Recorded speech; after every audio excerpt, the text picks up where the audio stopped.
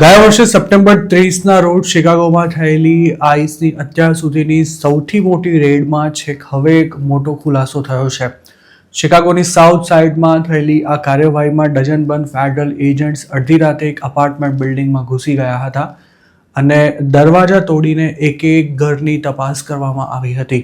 આ રેડ દરમિયાન કેટલાક એજન્ટ્સો હેલિકોપ્ટર દ્વારા સીધા બિલ્ડિંગના છત પર ઉતર્યા હતા અને જે લોકોને પકડીને બહાર કાઢવામાં આવ્યા હતા તેમને ઘરની બહાર લાઈનોમાં ઊભા રખાયા હતા.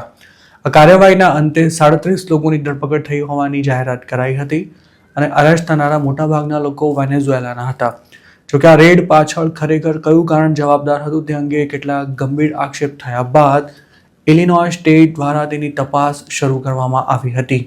ટ્રમ્પ 2.0માં થયેલી આ સૌથી આક્રમક ઇમિગ્રેશન રેડ હતી જે શિકાગોને અડીને આવેલા સાઉથ શોરમાં થઈ હતી. આ એરિયામાં બ્લેક્સની પણ ખાસી વસ્તી છે તેમજ તે ઇલીગલ એક્ટિવિટીને કારણે પણ ઘણો કુખ્યાત છે. એવું પણ કહેવાય છે કે આ એરિયામાં પોલીસ પણ ધોળા દિવસે જતા વિચાર કરે છે. અચાનક આ રેડ કેમ થઈ તેવા સવાલો ઉઠતા ટ્રમ્પ એડમિનિસ્ટ્રેશને એવી સ્પષ્ટતા આપી હતી કે કોઈ સ્ટેટસ વિના રહેતા વેનેઝુએલન્સને પકડવા માટે આ કાર્યવાહી કરવામાં આવી હતી જેમાં અરેસ્ટ થયેલા અમુક ક્રિમિનલ ગેંગ્સ સાથે સંકળાયેલા હતા. તો બીજી તરફ બુધવારે ઇલિનોય સ્ટેટ દ્વારા એવું જણાવાયું હતું કે આ રેડ કોઈ ક્રિમિનલ્સને પકડવા માટે નહીં પણ બિલ્ડિંગમાં રહેતા અમુક બ્લેક અને હિસ્પેનિક ટેનન્ટ્સ એટલે કે ભાડુઆતોને મકાન ખાલી કરાવવા માટે કરાવાઈ હતી. એવા પણ આક્ષેપ કરવામાં આવી રહ્યા છે કે બિલ્ડિંગમાં ઇલીગલ વેનેઝુએલન્સ રહે છે તેવી બાતમી બીજા કોઈએ નહીં પણ ખુદ આ બિલ્ડિંગની માલિકી ધરાવતા લોકોએ જ આપી હતી.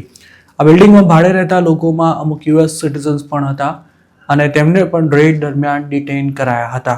આ રેડ થઈ ત્યારબાદ આ વિસ્તારમાં રહેતા લોકોએ ભાડુઆત, બિલ્ડિંગ મેનેજમેન્ટ અને સરકારી અધિકારીઓ વચ્ચે ચાલતા વિખવાદ અંગે મહત્વના ખુલાસા કર્યા હતા. આ બિલ્ડિંગનું યોગ્ય રીતે મેન્ટેનન્સ નહોતું કરાતું તેમજ સેફટીના પણ ઇસ્યુઝ હતા અને ઘણીવાર તેમાં ક્રિમિનલ એક્ટિવિટીઝ પણ થતી હતી.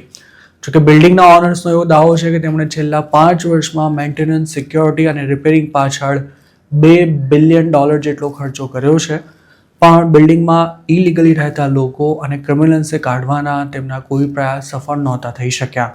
ઇલિનોય દ્વારા આ કેસની તપાસ શરૂ કરવા માટે ફાઇલ કરાયેલા ડોક્યુમેન્ટમાં એવું જણાવાયું છે કે બિલ્ડિંગના મેનેજમેન્ટે ફેડરલ ઓથોરિટીને સપ્ટેમ્બરમાં ટીપ આપતા એવું કહ્યું હતું કે કેટલાક વેનેઝુએલન્સ ઇલીગલી આ બિલ્ડિંગમાં રહે છે અને તેઓ બાકીના ભાડુઆતો પર દાદાગીરી કરી તેમને ધમકાવે છે. આ રેડ થઈ ત્યારે ફેડરલ એજન્ટ્સે ડઝનબંધ બ્લેક અને હિસ્પેનિક ટેનન્ટ્સને તેમના ઘરોમાંથી બહાર કાઢી બિલ્ડિંગની બહાર નેશનાલિટી અને વર્ણના આધારે અલગ અલગ લાઇનોમાં ઊભા કરી દીધા હતા. ઇલિનોયના ઓફિશિયલ્સનું એવું કહ્યું છે કે વેનેઝુએલન્સને નામે અપાયેલી આ ટીપ ખરેખર બ્લેક અને હિસ્પેનિક ટેનન્ટ્સને કાઢવાનો પ્રયાસ હતો કે કેમ તેની તપાસ કરવામાં આવશે.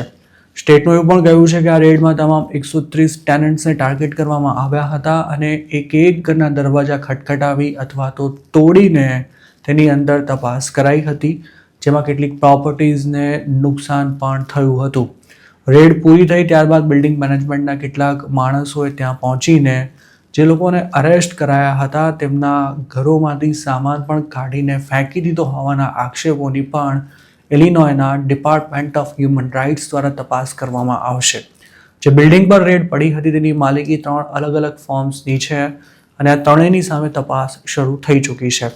મહત્વની વાત એ છે કે આ રેડમાં જેટલા લોકો અરેસ્ટ થયા હતા તેમાં કેટલા લોકોના ક્રિમિનલ રેકોર્ડ્સ હતા તેમજ તેમને ડિપોર્ટ કરાયા છે કે કેમ તેની કોઈ વિગતો DHSએ આજ દિન સુધી જાહેર નથી કરી.